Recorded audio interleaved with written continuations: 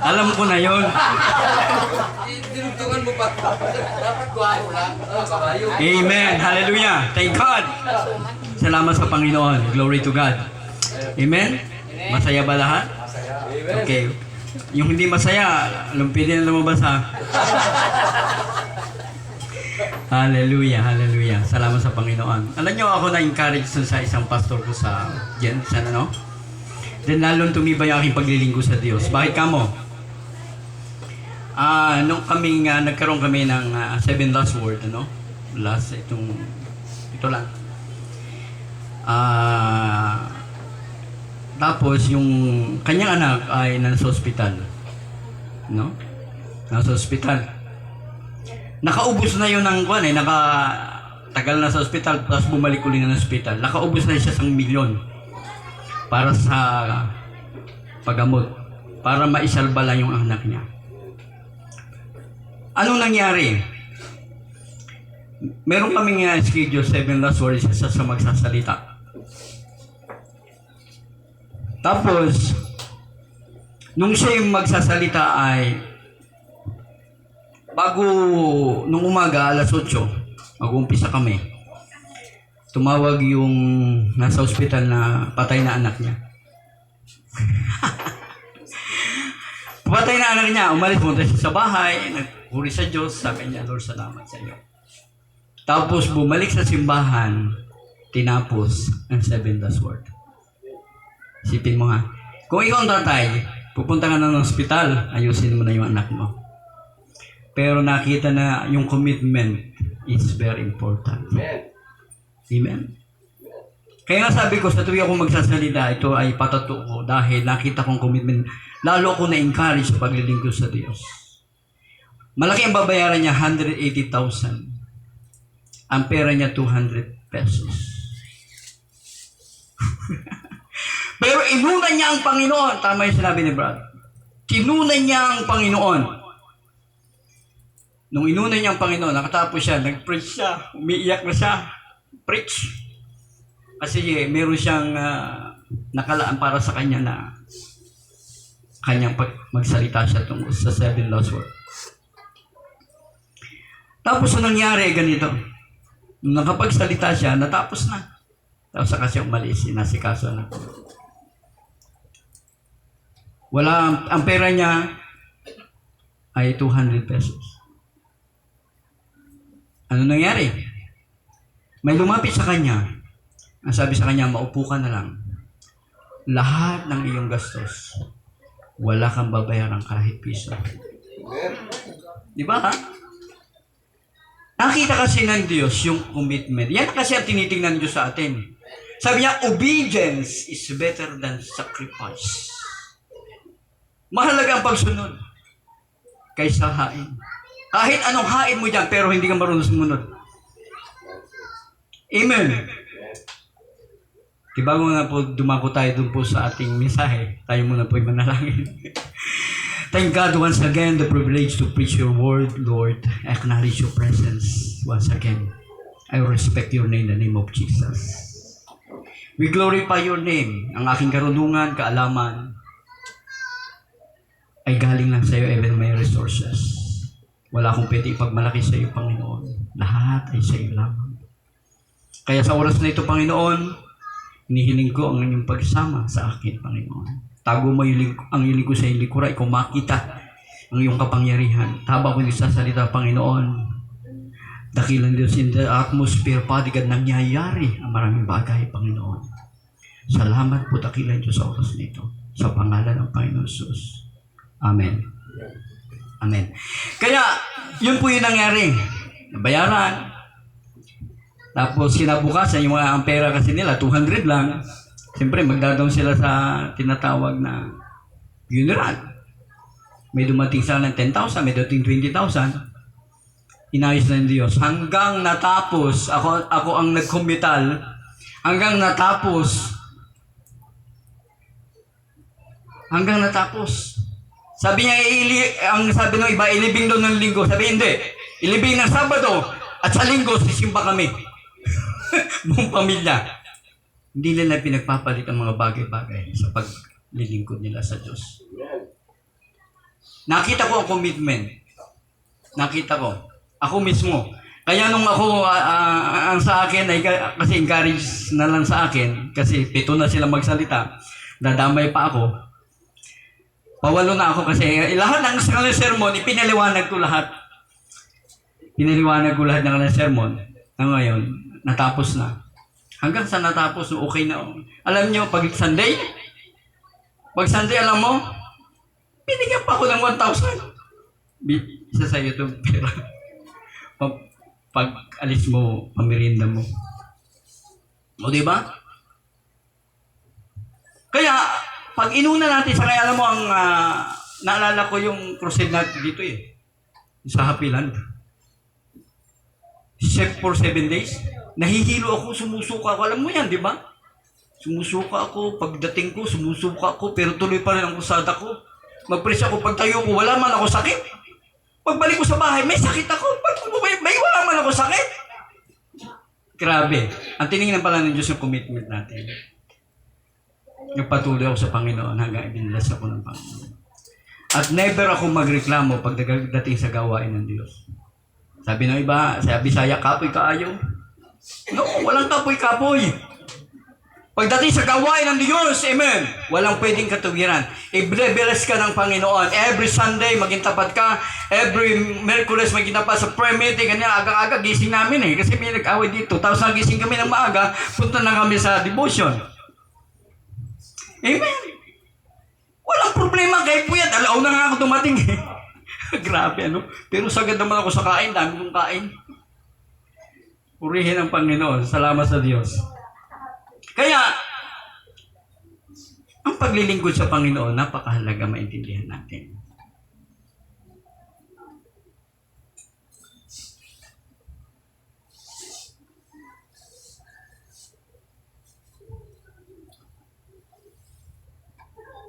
Ang topic ko ngayon ay victorious walk with God. Amen? Tagumpay ba tayo? Tagumpay ba tayo? Pag tayo yung lumalakad sa Panginoon, dapat tayo, sapagkat ang Kristiyano ay mananagumpay. Alam mo yung mga dumarating sa atin, ano? Siyempre, dumarating sa atin mga bagyo, dumarating sa atin mga sakuna, dumarating sa atin, di ba? Pero dapat tayong lumaban. Huwag tayong titigil. Amen? Ang tumitigil, hindi nagwawagi. Pero ang nagpapatuloy, nagwawagi. Failure is not a final. This is the beginning. Na failure ka, go on. Sige, failure, go on uli. Huwag kang susuko. Amen? Dapat tayong magpatuloy sa paglilingkod sa Panginoon. Huwag tayong susuko kahit anong mangyari sa buhay natin. Amen? Alam niyo po, daming kung problema lang, isang katutok yung problema ko. Pero never akong sumuko. Bakit? Sapagkat alam ko, isang araw, may gagawin ng Diyos sa buhay ko. At sa buhay ng bawat isa sa atin. Open your Bible, the book of Ephesians. Alam nyo, napakahalaga. Magtatagumpay lang tayo pagdating sa ng Holy Spirit, sa tulong. Amen? Kung sa sarili natin, ang ating lakas kulang. Pero sa lakas na bibigay ng Panginoon, tayo'y malakas. Pero kung manangan tayo sa sarili nating lakas, tayo'y manghihina. Kung tayo'y magmamataas, tayo'y bababa. Pero pag pagbaba tayo, tayo'y tataas.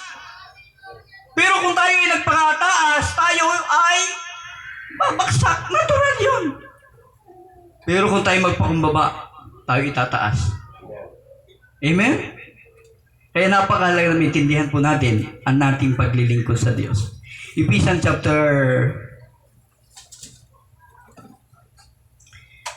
4 verse 30.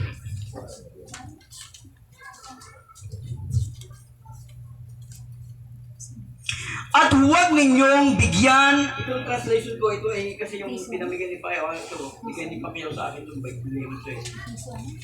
Amen. Yan sabi po rito. 4 verse 13. At huwag ninyong bigyan ng kalungkutan ang banal na Espiritu ng Diyos, sapagkat ang banal na Espiritu ay siyang tanda ng Diyos na siya'y katiyakan ng kaligtasan nyo pagdating ng araw. Ang Holy Spirit po ang tanda natin sa kaligtasan. Naintindihan nyo ako? O sa mga senyor, naintindihan nyo po ako? Sa mga Bisaya, naminaw kayo sa ako Amen. Naminay sa ako Pero nakapagbisaya ako dito. Pero sa doon, di ako makabisaya. Baligtad. Ano? Pero sa 31, ang sabi sa 31, alisin ninyo ang anumang samaan ng loob. Hello. Galit. Pag-aaway. Pambubulyaw. Paninira sa kapwa. Pati na ang lahat ng uri ng masamang hangarin. Sa halip, maging mabait kayo at maunawain sa isa't isa. Magpatawad kayo sa isa't isa, gaya ng pagpapatawad sa inyo ng Diyos sa inyo dahil kay Kristo. Alisin doon natin mga galit natin. Kaya baka may mga galit kayo sa puso, ano? May galit pa kayo sa inyong bianan, may galit pa kayo sa imanugang, may galit pa kayo kani-kanino. Amen. Kinakailan maghingi kayo ng tawad. Sabi nga, kung kayo tunay kong mga alagad, ang ganda ng pangalan, disciple of Jesus Christ, kung kayo tunay mga alagad ko, magmahalan kayo. Oh. Hindi kayo mag-away. Amen? Kaya alam nyo ang body of Christ, the body of Christ serving one another, helping one another, praying one another. Amen. Bearing burden one another. This is the body. This is the body of Christ. Amen. Katawan tayo, kabilang tayo sa katawan ni Kristo. Amen? Sino itong hiwalay kay Kristo?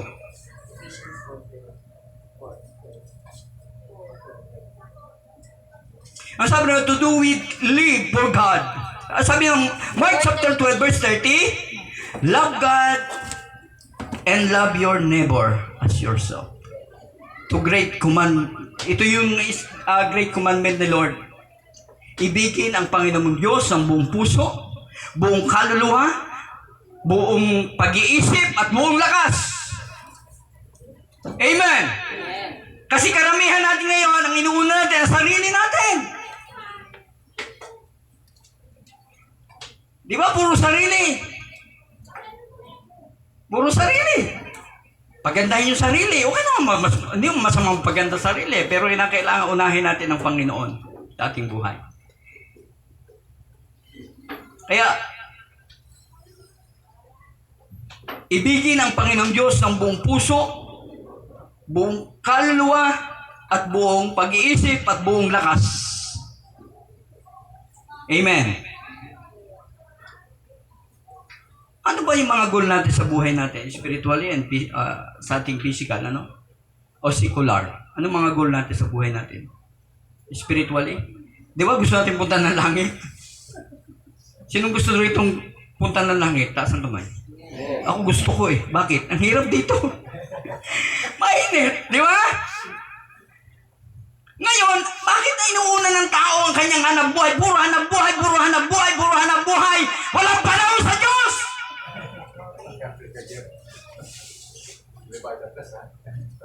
Puro hanap buhay, mamaya failure. Pero pag inuna mo ang Panginoon, inuna natin ang Panginoon, hindi ka failure. Very simple ang life. Amen. Ay, mga pastor ko dati, sige, hanap-hanap lang tuko. Si Tatay Tinoy, hanap rin ng tuko. Yun ang buhay pa sa Tatay Tinoy. Kasama yan. Pastor Lupi, nakarating pa ng Davao.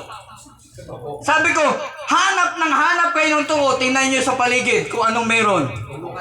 Nakita nila yung basko na malaki, nakita nila yung baskong maliit, nakita nila yung multicam ko, nakita nila yung ko, nakita nila yung property ko, na binigay sa akin ng Diyos. Naghanap kayo ng tuko. Ako nangaral ng salita ng Diyos. Pero ibinigay ng Diyos ang mga pagpapala nila. Pero ang kasalanan ko, may kasalanan ko mismanagement.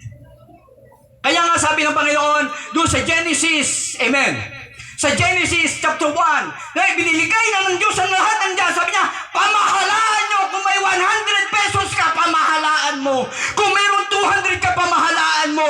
Kung may anong meron ka, pamahalaan mo. Kung mayroon ka mga pabong binibida, pamahalaan mo. Palaguin mo. Amen. Amen. Kasi yun ang nais ng Diyos. Work. Sabi yung pamahalaan nyo. Lahat nandiyan na. O, di ba? Pamahalaan niyo. Nagugutom ba sila? Hindi. Kasi sumusunod sila sa Diyos. Alam mo, ilang panahon nakatulog ako. Nagising na. Oo, totoo yan. Ilang panahon nakatulog ako. Hindi ko na ano? Pero nagpapatuloy ako kahit nakatulog ako. Pero ngayon, nagising na ako. Bakit? Alam ko na ang gagawin ko. Amen. Amen! Palakpakan natin ating Panginoong Diyos. Amen! Lagi kasi natin iniisip ang sarili natin. Amen! Kaya nga, minsan, ang ganda ng bahay natin, pero ang simbahan, ang pangit. Mabuti ito, maganda eh. Di ba? Maganda ang talos ng inyong bahay, ang simbahan hindi. Mabuti ito, maganda. O di ba? Mas inuuna natin ang sarili natin. Order tayo St. Peter para sa kamatayan natin. Dilibing tayo ng maayos. Order lagi tayo ng mga abon, pabangog, lahat na ino-order na natin para sa sarili natin. Pero yung inner man sa loob natin, hindi natin dapat ihanda. Dapat natin ito sa pagharap sa ating Panginoon. Amen. Alam niyo, baliktad ng tao eh. Inuuna ang pagpapala kaysa nagpala. Amen. Inuuna ang pagpapala kaysa nagpala. Amen. Kung si Jesus ang power plant, binunot ko to. Wala nang supply. Ang ibig sabihin kung hiwalay ka sa Panginoon, wala kang supply. Hello. Amen. May supply. Yun yung sinasabi ko. Kaya huwag tayong patamad-tamad maglingkod sa Panginoon. Kaya nasabi ko sa Muslim, Muslim, gusto mo maranasan kapangyarihan ng Diyos? Okay, dumalo ka 2 beses. Pag hindi mo naranasan ang kapangyarihan ng Diyos sa pagpalain ka, hindi totoo ang aking Diyos sa pinaglilingkuran. 2 beses siya. Kasi ang dami niyang utang. Pag 2 beses niya, nabayaran niya lahat ng kanyang utang. Hindi na umalis sa church, buong pamilya naligtas. Kanyang kabuti ang Diyos natin. Amen? Sabi ko sa kanya, ako, libu-libong Pakistan ang ninarap ko sa Pakistan. Nakarating ako Lahore, Islamabad, Karachi, Islamabad. Amen? Kasi kung silang India, magkapatid niyang dalawa eh. Nag-aaway yung dalawa. Kaya nakarating ako doon, nangaral ako ng salita ng Diyos. Tapos ikaw, isa lang ka Muslim, di kita kaya? Kaya kita! Oo. Pinatunayan ng Panginoon sa kanila. Amen? Kaya nga sabi ni Apostle Paul, hindi ako nagsasalita sa salita lamang. Ako yung nagsasalita sa kapangyarihan ng banal ng Espiritu. Kaya kung magsasalita lang din eh. Amen? Kaya isang pastor ko ayaw umalis sa akin. Yung taga Davao. Yung aking pinaka-bishop sa Davao, sa kanyang Davao region. Siya nag-administrate ng buong rehiyon. Kaya hindi umalis sa akin yun eh. Sabi ko, bakit ka hindi umalis sa akin? Ang dami na umalis sa akin. Sabi niya, alam mo, Bishop, kinausap ako ng Panginoon para sa iyo. Nakita ko, sabi niya, magkaroon ka ng eroplanong pandagat. Ganun ba? Sabi ko, pwede ka namang umalis sa akin, tapos pwede ka namang pasakayin kita kahit wala ka sa akin. Sabi niya, hindi, Bishop, ayaw ko paalisin ni Lord sa iyo. Alalayan kita lagi. Oo. Kaya minsan, tapat siya, tapat mag-tithe, tapat lahat tapat. Magkuhan niya. Estudyante ko dati, kung pagalitan ko, nung una, grabe. Di basta-basta. Amen!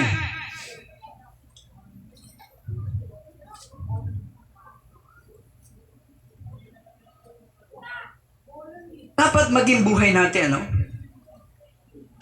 Alam niyo, ang Holy Spirit, napaka-importante sa buhay natin. Amen. Siya may bunga. Anong bunga ng Holy Spirit? Galatians chapter 5, verse 22. Amen? Kahinahunan. O, di ba? Kung wala ka niyan, kahinahunan, wala kang pagpipigil sa sarili, sigurado lahat ng mga kuwan dyan, tatayo ka na. Ang problema? Kasi wala kang pagpipigil sa sarili, wala yung bunga ng banal na Espiritu. Kaya ngayon maging lifestyle natin, the disciple of Jesus Christ, ang lifestyle niya, this exercise the fruit of the Holy Spirit. Exercise. Yan ang mga disipulo ng Panginoon. Amen? Disipulo ka ng Lord, hindi naman exercise yan. Exercise. Yung patience natin. Amen? Kahinahunan, kagandahan loob, kabutihan, ano pa? Di ba napakarami na yun? Siyam nga yun eh. Ay kung di pagkalob sa akin yung siyam, kahit nakuha na lang. 2 na lang o 3. Amen? Napakalaga maintindihan natin yan.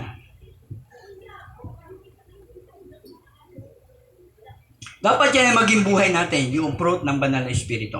Amen. What is your motivation on doing things? The worldly man, the focus, the goal for itself alone. Worldly. Nakapokus na sa sarili niya. Yan ang mga makamundong tao. Amen? Ano sabi ng 1 John chapter 2 verse 16? 1 John. Unang Juan. Chapter 2 verse 16. Amen.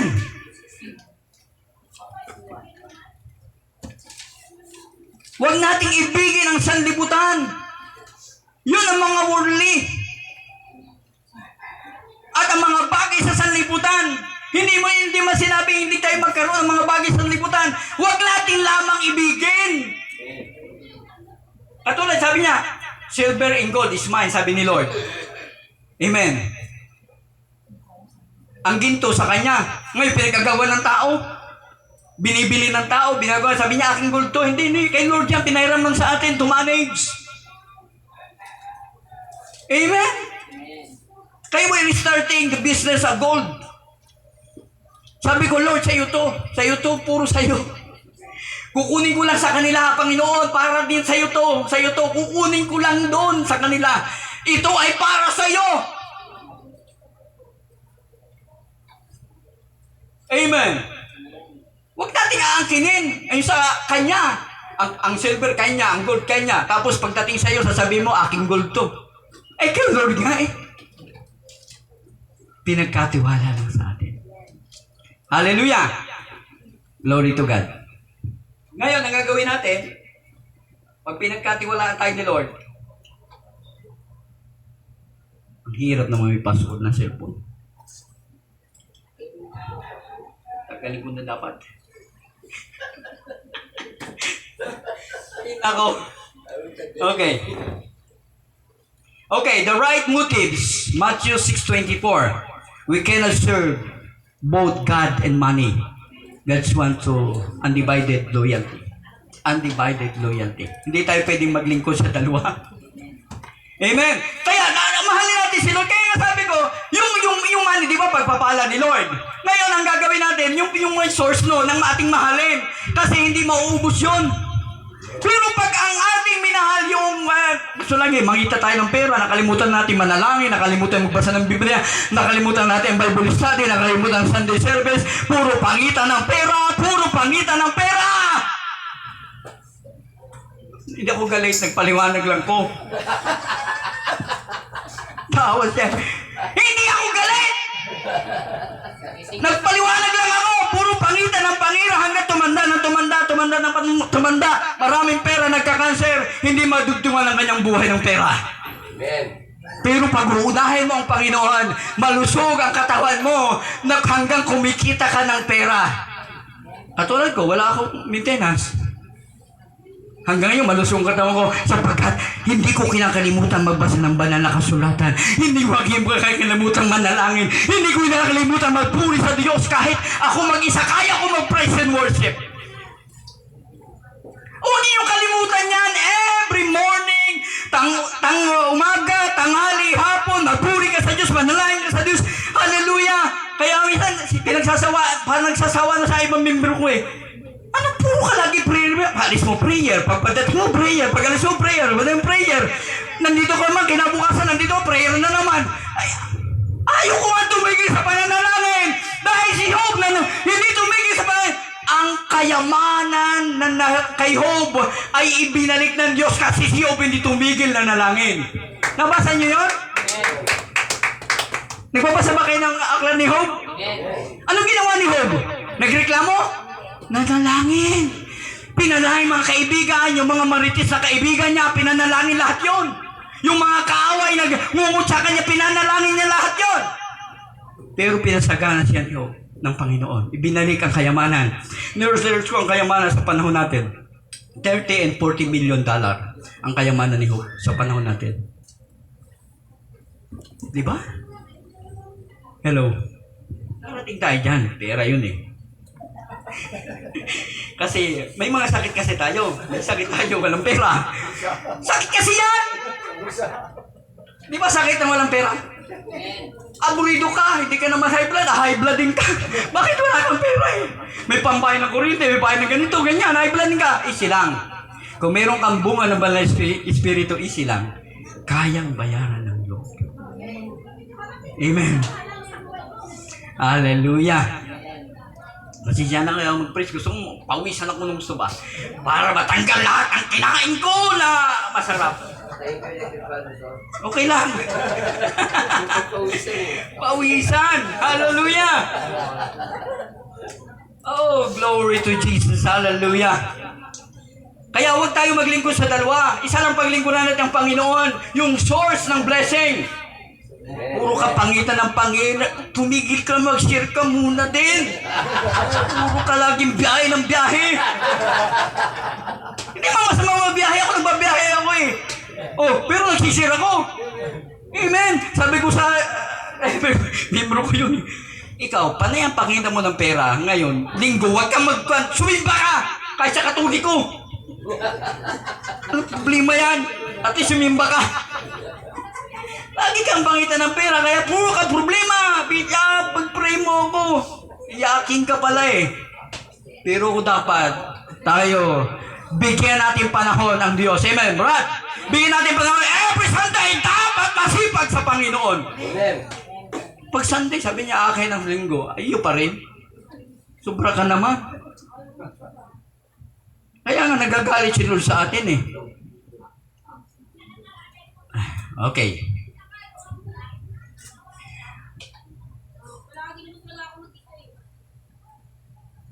Right motives. Loving ourselves to understand, forgive, and accept yourself to enjoy the wealth and the position of God's gift as to Ecclesiastes chapter 5 verse 19. Your position. Ito mo, 5:16, 5:19 sa basahin nyo, 5:19 ng Ecclesiastes. Napakaganda. Purihin ang Panginoon. 6. Nabasa niyo na? Ha? 5:19? Akalat ng mga ngaral? Okay, babasahin ko, ha? Bibigyan ng Diyos ang bawat tao ng pag-aari at kayamanan. Bawat tao! Kasali ka ron.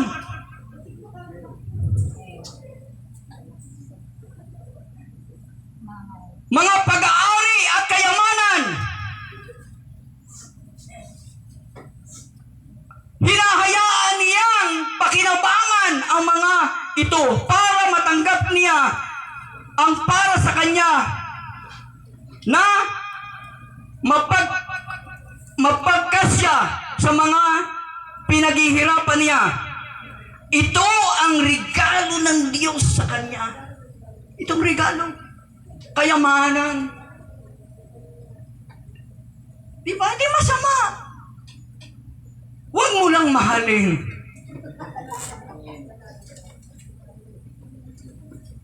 Tinanong ko lang nung kumita ko ng trade ako, nagkita ko ng around 45 seconds, kumita ako ng 3,000 plus. Sabi niya, siya, bakit hindi nag-trade? Kasi baka makalimutan ko ang Diyos. Ay, oras ang aking pananalangin, may oras ako sa pananalangin. O kinakailangan kang unahin ko muna ang si Lord. Bahala si Lord sa mga bagay-bagay. Amen? Eh, 45-6, meron ka ng 3,000 na mahigit. Ano pa? Magtrabaho ka maghapon. Magkano kita mo? Mag-drive ka na mag-drive maghapon. bigyan tayo ng Lord ng karunungan at kaalaman. Ha? Napipigay pa. Na ano? Napipigay ka pa. Napipigay ka, na-scam ka pa. Napipigay ka pa ng pera pala. Ayun, naalala ko na. Diba, yung 1,000 mo, ilang biyahe yun? 3? 3 balik? Pero bakit na inalaw ng Diyos yan? Para matuto ka. Pag hindi pa kinatuto, tuputusan ka na ng Lord. Ikaw talaga, magbigay ka ng panahon kay Lord. Amen. Si Ate Garing naman, biyahe ka ng biyahe. Wala tayong kuhan.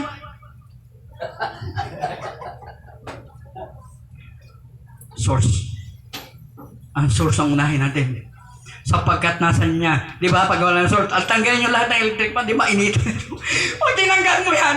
Di ba wala lalabas yan? Ang init! Pero pag inilagay mo yan, hindi na ako makritik. Pag inilagay mo yan, nandoon, mai-enjoy mo ang hangin. Kung tayo hiwalay sa Panginoon, minsan kasi mayabang tayo, busy ako, busy! Sunday busy, busy. Pag may Bible study, busy, naantok. Pero pag sa TV, ang palabas, enjoy. Di nga, Brad?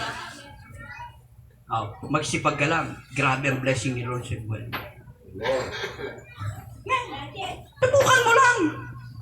Subukan mo lang. Alam mo yung mga taong tamad sa magsimba. Subukan lagi nyo. Wag na kayo magsimba. Sa inyo na yan. Pero ang lahat na maging kapat magsimba sa Panginoon, maglingkod sa Panginoon. Kaya alam mo sa church, hindi na babawasan, lalong nadadagdagan. Bakit ako? Kasi hindi nga umaalis every Sunday, lagi nang dumadalo. Wala nang upuan, dagdag na namang upuan, hanggang umapaw na kami. Kaya nga sabi ko sa kanila, dagdag kayong upuan, bakit hindi nyo mapipigilan yung mga tao? Hanggat nararanasan nila ang kapangyarihan ng Panginoon, hanggang nararanasan nila, gagawin nila ang kanilang magagawa. Amen. Pero may nag-open na electric fan doon, ayaw nung, sabi nung asawa, maliit na lang ipan natin sa simbahan. Hindi, malaki. Dalawang malaki, donate siya sa simbahan. Dalawang malaki. Donate na simbahan sa simbahan. Oh, binigyan pa yung mga pastor. Ang anong binigay sa akin, magkano? Magkano binigay sa akin? 10,000. Binili siya ng Diyos, binigay sa akin 10,000. Ang malaki, siyempre, pastor niya, kasi mag-touch yun dun eh. Oh, kaya pastor, bili siya ng bunggo. Oh, dinadrive ko rin yung bunggo. Oh, minsan dumating yung, bakit nag-drive ko si Bishop? Bakit si Bishop nagkuhan? Dapat hindi siya pag-driver. Ay, kung gusto ko mag-drive, may magawa kayo. Gusto kong ma-enjoy kaya I'm a servant. Servant ako. Ang trabaho ko doon, siyempre, ang trabaho ko doon, pagising ko pa lang sa umaga ganito. 8 o'clock, nagigising na ako doon sa study. Pag lalo magsisermo, 1 linggo ko yung pinag-aaralan at nagpapasting ako na 1 araw. 1 linggo bago ko isermo. Ito yung sermo ko sa inyo. 2 linggo to. Pinaghahandaan ko to. 2 linggo pinaghahandaan. Ngayon, ganon. 1 linggo. Pinaghandaan ko. Pray. Alauna, matulog guli ako alas 4. Diba? Naka-study na ako. Pag nakita ko may hugasan ko yung pinggan, lilinisin ko yung bahay. Matutulog na ako. Pagtulog ko yan, gigising ako 7 o'clock. Pupunta ako, mag-jogging ako. Punta ako sa membro, doon ako mag-almusal. Tapos, almusal ako, pagantay ako, mag-almusal ako. Tapos, pitas ka na ng papaya dyan, kasi daming papaya eh. Dami ng pineapple eh. Pitas lang ko. Yan. Kain lang ko ng kain. Kaya, yun yung grabe mang ginagawa ni Lord. Pinagpala sila pa yun. Yung Muslim na yun, nabayaran lahat ng utang nun. Tapos yung mga Muslim na kaibigan niya, yung mga Muslim na mga kamag-anak niya, nadadala namin sa Panginoon. Kasi kung wala kang kapangyarihan, pupunta ka sa mission, hindi ka papansin. Yun yung kinakailangan. Power! Amen! Power! Amen! Hallelujah! Ano sabi ng Philippians chapter 4 verse 11?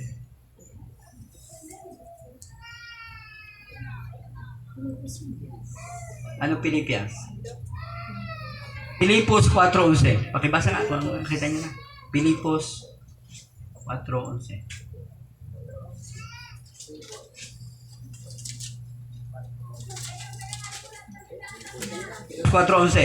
Ang sabi rito, 11.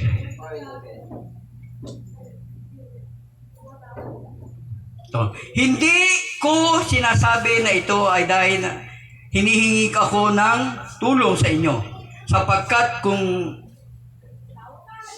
natututunan kong maging kontento sa anuman ang aking kalagayan. Amen? Kontento. Amen? Dapat kontento tayo sa ating buhay. Pasalamat tayo. Pasalamat tayo. Meron tayong ganito. Pasalamat tayo ganito. Lord, salamat. Maliit, Lord, salamat. Lalaki yun. Naalala mo si Jesus? Ilang isda? 2. Ilang tinapay? 5. Anong ginawa ni Jesus? Salamatan. Salamatan. Ano nangyari? Dumami. Kaya sabi nung makontento sila nun eh. Anong meron kayo dyan? O, di ba? O, meron kami 2 isda at saka tinapay. O, pinasalamatan. Naubos, hindi. Nag-multiply. Ganyan si Lord. Ay, ang hirap sa atin. Nakita lang natin masarap ng ulam, tas mag-agad. Ano pa ng prayer? wala pa prayer. Ano tayo? Nakita na, ang sarap ng ulam. Tas mag-agad, walang ampo, walang pray. Walang ugas-ugas ang kamay, tira na! Nakalimutan na yung nagbigay. Yan daw. Totoo yan. Makatotohanan lang tayo. Di ba? Minsan nakalimutan nyo. Ngayon, kumita ka ng ganito, nag-business ka, kumita na ito. Nakalimutan mo, magpasalamat pagkatapos, Lord, salamat, kumita ako ng ganito. Yung minsan nakakalimutan natin. Di ba? May bumili lang sa iyo ng sapatos, 5. Nakalimutan mo na magpasalamat sa Diyos. Diretso ka ng mall, bili ka ng mga grocery. Di ba? Yan ang ating nakakalimutan. Huwag tayong makalimot. Di ba? May amnesia ba kayo? Wala. May amnesia ba tayo? Wala. Yung driver ko, sabi ko, nandiyan na sa harapan mo, hindi mo pa, nakalimutan mo pa. Minsan pagalitan, nakalimutan mo pa.